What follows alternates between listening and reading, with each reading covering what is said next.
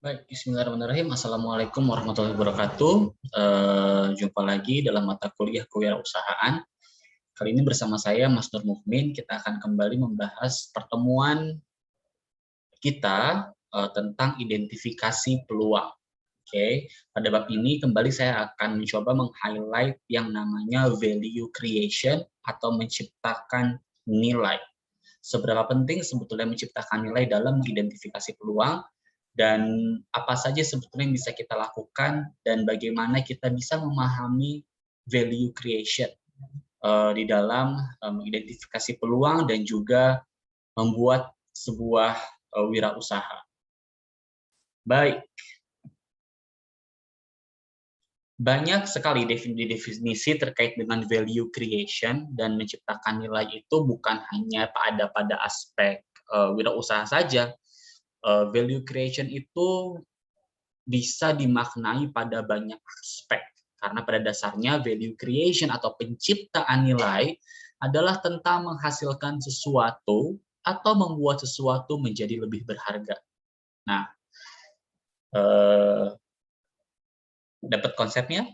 Jadi bagaimana menghasilkan sesuatu atau membuat sesuatu menjadi lebih berharga. Kita berbicara mengenai sesuatu yang dimaksud pada definisi value creation. Oke, sesuatu ini makanya seperti saya bilang tadi di awal, bisa kita rujuk ke banyak makna. Ya, kalau dalam saham, value creation berarti sesuatunya adalah menciptakan nilai perusahaan di mata masyarakat. Kalau kita berbicara tentang personality, berarti sesuatu di sini adalah menghasilkan sesuatu atau menghasilkan diri atau menghasilkan kepribadian menjadi lebih berharga. Yang indikatornya tentu saja harus kita dapat penilaiannya dari orang lain, tidak bisa dari diri sendiri. Tugas kita adalah menciptakan indikator keberhasilannya adalah apakah nilai yang kita ciptakan menjadikan sesuatu itu lebih berharga, tercapai atau tidaknya itu dari tentu saja penilaian orang lain. Kita tidak bisa mengatakan bahwa dengan saya rajin sikat gigi setiap hari itu menjadikan saya mencoba untuk menciptakan nilai dan menjadikan diri saya lebih berharga. Ntar dulu, gitu. Karena indikator ketercapaian nilainya itu harus dari orang lain. Penilaiannya itu kunci dari value creation. Ya, jadi menciptakan nilai, menjadikan sesuatu menjadi lebih berharga. Kemudian yang kedua adalah ukuran atau indikator keberhargaan ini harus kita dapat dari pihak eksternal atau orang lain, bukan dari diri sendiri. Oke, mudah-mudahan sampai sini paham. Baik, selanjutnya apa kaitannya sebetulnya dengan identifikasi peluang? Ya, karena tadi analisis diri, kemudian prestasi, afiliasi, dan berkuasa adalah bagian dari personality value creation. Menciptakan nilai personal. Prestasi tentu saja, dengan banyak prestasi yang kita raih, pengakuan pun akan menjadi semakin banyak dan semakin luas. Kita ambil contoh misalnya Agnes Monica misalnya. Banyaknya prestasi yang dia hasilkan menjadikan dia menjadi personality yang memiliki value yang tinggi. Tentu saja nilai atau untuk meng-hire Agnes Monica itu akan lebih mahal, misalnya dibandingkan dengan pendatang baru misalnya, yang belum memiliki prestasi yang sebanyak Agnes Monica. Ya, jadi balik lagi, prestasi yang kita hasilkan, afiliasi atau hubungan dengan sesama, kemudian mempengaruhi atau mendominasi atau meyakinkan orang lain, itu adalah bagian dari proses menciptakan personality value creation. Yang di sini akan muncul nanti peluang-peluang untuk membuat atau membangun sebuah wirausaha. Oke, identifikasi kesempatan adalah salah satu. Nah, dalam value creation, ketika kita sudah mencoba untuk menciptakan nilai, tentu saja selanjutnya adalah kita harus mampu mengidentifikasi kesempatan. Percuma jika saja kita sudah mencoba, misalnya seorang penyanyi sudah mencoba menciptakan nilai dengan berlatih. Kemudian dia mencoba untuk menjaga pola makan dan pola minumnya. Kemudian misalnya apalagi dia mencoba menciptakan pola hidup sehat untuk menjaga pita suaranya, tapi dia gagal mengidentifikasi kesempatan, malas ikut lomba misalnya, atau malas mempromosikan diri, atau malas untuk gagal untuk mendapatkan kesempatan untuk dikenal orang lain, sehingga value-nya juga diketahui orang lain, itu menjadi percuma. Ya, jadi setelah kita berusaha untuk menciptakan nilai, kita juga harus tahap selanjutnya adalah mengidentifikasi kesempatan di mana kita bisa istilahnya melaunching, mempublikasikan value yang selama ini sudah kita coba untuk bangun. Gitu ya. Inovasi juga merupakan salah satu bentuk dari hasil value creation.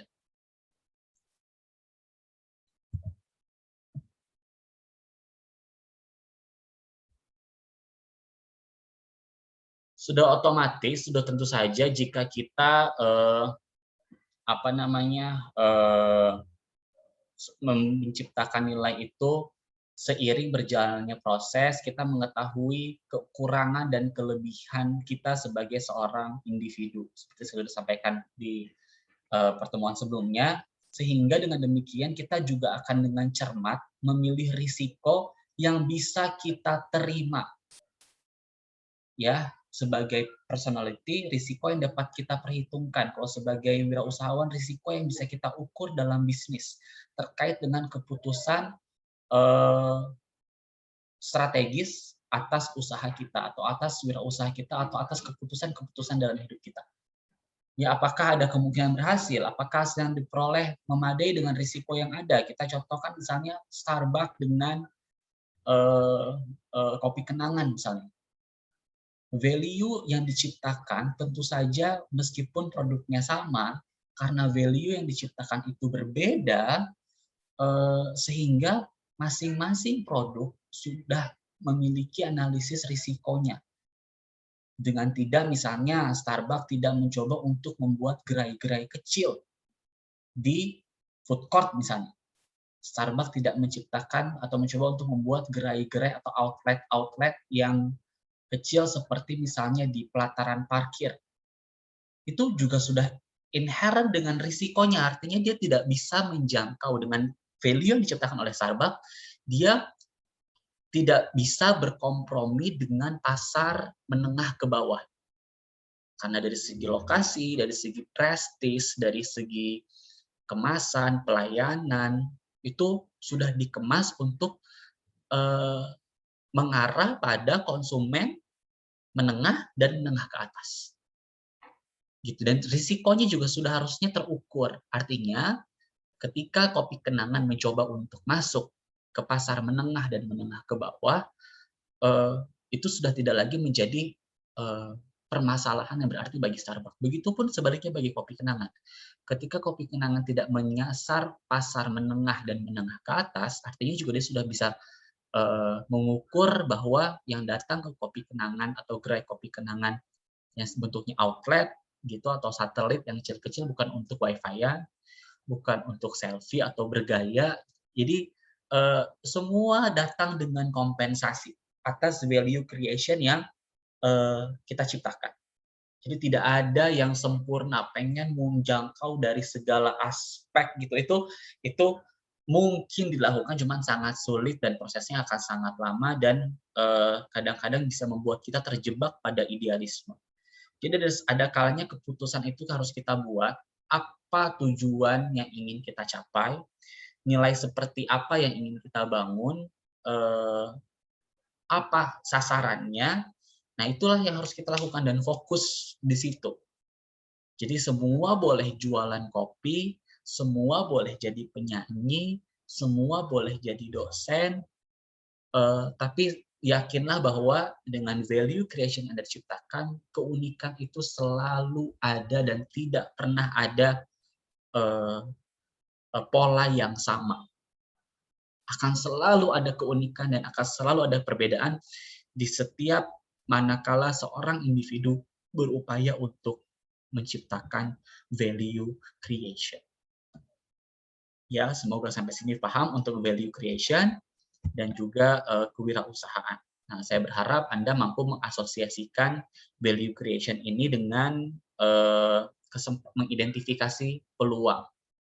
Kita menjadi personality yang lebih baik, mampu menjual, memiliki komunikasi yang bagus, berpenampilan menarik, ramah, sopan, memiliki tata krama yang bagus.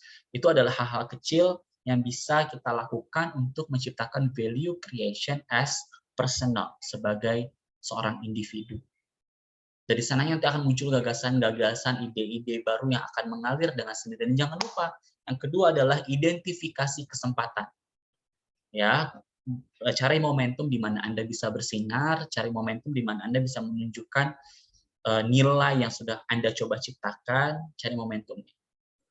Dengan begitu, setelah berjalan, kalian akan mampu untuk mengidentifikasi risiko dan menerima kekurangan.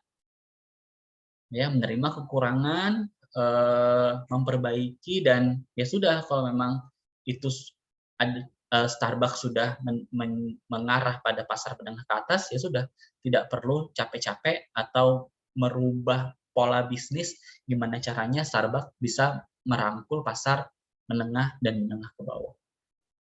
Ya, mudah-mudahan sampai sini bisa dipahami. Jadi tidak bisa semua kita lakukan, tidak ada individu yang bisa melakukan semua hal. Jadi dengan menyadari itu, kita bisa menciptakan nilai dan fokus pada apa yang ingin kita, pada akhirnya adalah pada apa yang ingin kita bagi pada sesama melalui nilai yang kita ciptakan. Gitu. Banyak sekali sumber gagasan untuk produk baru dan juga untuk menciptakan value, ya, pertama dari kebutuhan, ya, menganalisis kebutuhan sebetulnya yang dibutuhkan masyarakat itu apa, apakah kita akan menciptakan nilai di situ. Yang sebetulnya kalau kita berbicara Starbucks, orang juga nggak butuh kopi mahal, tapi kenapa orang tetap beli, orang mau beli dengan nominal yang lumayan mahal, tapi tidak merasa bahwa dia rugi membeli Starbucks, gitu. Dia menciptakan analisis kebutuhan, analisis nilai, di mana seorang konsumen tidak hanya membeli kopi di Starbucks itu. Dia menciptakan bagaimana seorang yang membeli kopi di Starbucks itu memiliki value yang lain selain dari kopi yang diminum. Ya, tentu saja rasa, kualitas yang dijaga, pelayanan, lokasi atau tempat, gitu ya. Disitulah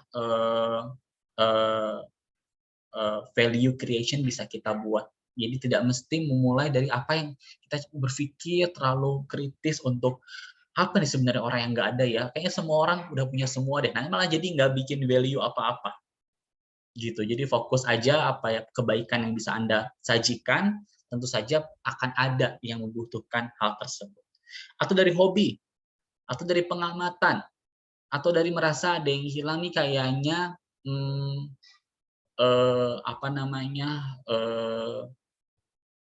orang yang di daerah Cisarua misalnya sulit untuk mengakses Domino Pizza misalnya. Kalau Domino Pizza jarang atau jauh dari Cisarua, ada yang hilang apa nih berarti, sehingga apa yang harus dilakukan sehingga misalnya Domino Pizza itu bisa sampai ke penduduk yang ada di Cisarua, atau Pizza Hut yang baru saja membuka gerai belum lama beberapa tahun ini di Cisarua, gitu, supaya orang-orang Cisarua lebih dekat dengan Pizza Hut. Jadi bisa dimulai dari ada yang hilang nggak nih, ada yang belum ada nggak nih, yang bisa kita isi kekosongan tersebut dengan value creation yang kita ciptakan. Atau side function, fungsi sampingan seperti handphone sekarang ada NFC-nya, atau handphone dulu tidak ada senter, sekarang otomatis senter dengan flash. Fungsi sampingan misalnya jam tangan dengan jam tangan pintar. Side function itu juga bisa menjawab dari sesuatu yang hilang pada tahap sebelumnya. Atau optimalisasi, apa yang belum optimal nih misalnya. Sudah ada AC, tapi AC itu boros listrik. Kita optimalkan dengan membuat AC yang watt rendah misalnya. Sudah ada sepatu yang nyaman, kita bagaimana membuat sepatu yang nyaman tapi juga gaya dalam waktu yang bersamaan, itu yang disebut dengan optimalisasi. Itulah upaya-upaya dalam menciptakan value atau membuat value creation. Kadang-kadang value creation juga suka saya kategorikan sebagai the power of kepepet kadang-kadang. Kalau udah kepepet, kita akan mencoba untuk menciptakan nilai sehingga tujuan yang kita ingin capai itu bisa terwujud dengan menciptakan value. Kalau pada saat kepepet, gitu. Misalnya kepepet harus presentasi, misalnya kepepet harus membuat makalah, atau misalnya kepepet harus ujian gitu. Itu di situ kita muncul ide-ide untuk menciptakan nilai bagaimana tujuan yang ingin kita capai itu bisa terwujud dalam waktu yang singkat. Kadang-kadang dia sangat efektif loh. Oke. Value ini setelah kita mencoba untuk menciptakan nilai, percayalah pada proses selanjutnya akan ada perencanaan baru terkait dengan nilai-nilai baru yang ingin kita ciptakan dan juga pengembangan-pengembangan produk. Gitu. Setelah Indomie sukses dengan mie goreng dan mie rebusnya, tentu saja dia tidak diam di situ. Dia bikin Indomie sambal mata, dia bikin Indomie ayam geprek, dia bikin mie gepeng, dia bikin Indomie samyang, dia bikin Indomie rendang. Ada proses pengembangan di situ ketika memang core atau dasar nilainya sudah kuat dan solid. Pengembangan itu adalah sebuah keniscayaan. Pasti pengembang itu akan dilakukan ketika kita sudah yakin dengan dasar nilai yang sudah kita tetapkan sejak awal.